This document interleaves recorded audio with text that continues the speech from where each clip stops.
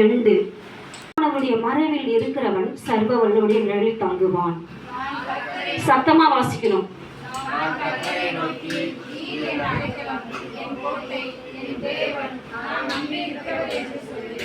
10 நாள் சாப்பிடாத பேர்லாம் வாசிக்கூடாது. கர்த்தருடைய வசனம் நல்ல நீங்க அறிக்கையிடும் போது நல்ல வாயை விரிவா திறந்து அறிக்கையிடும் போது அந்த வசனம் உங்கள்கிட்ட பேசும், அதை அப்படியே சம்பாஷிக்கும், அது அப்படியே பலிக்கும். அதுக்காக தான் வசனத்தை வாசிக்க சொல்றது. நீ வீடுகளை வாசிக்க மாட்டீங்க, எதுக்கு சபைக்கு வசனம்? அதுக்காக தான். 3வது வசனம், அவர் உன்னை வேலனுடைய கண்ணிக்கும் பாழாக்கும் கொள்ளை நோய்க்கும் தப்பி வைப்பார்.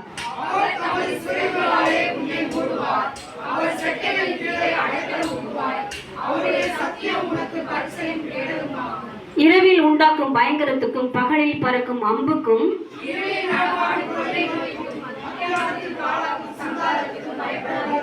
உன் பக்கத்தில் 1000 பேரும் உன் வலது புறத்தில் 16 பேர் விழுந்தாலும் அது உன்னை அணுகாது.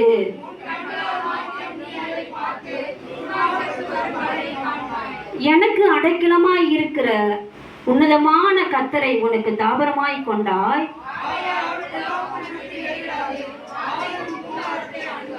உன் வழிகள் எல்லாம் உன்னை காக்கும்படி உனக்காக தம்முடைய தூதர்களை கட்டளையிடுவார்.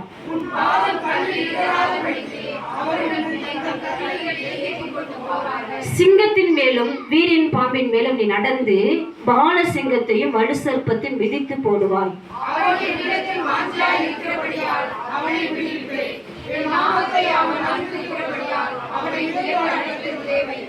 அவன் என்னை நோக்கி கூப்பிடுவான், நான் அவனுக்கு மறு உத்தரவு அருள் செய்வேன். ஆபத்தில் நானே அவனோடு இருந்து அவனை தப்பிவித்து அவனை கனப்படுத்துவேன். சேர்ந்து வாசிக்கலாம். சத்தமாசேன். நீடித்த நாட்களால் அவனை திருப்தியாகி என் ரட்சிப்பை அவனுக்கு காண்பிப்பேன். ஆமென். சோத்ரம். அடுத்த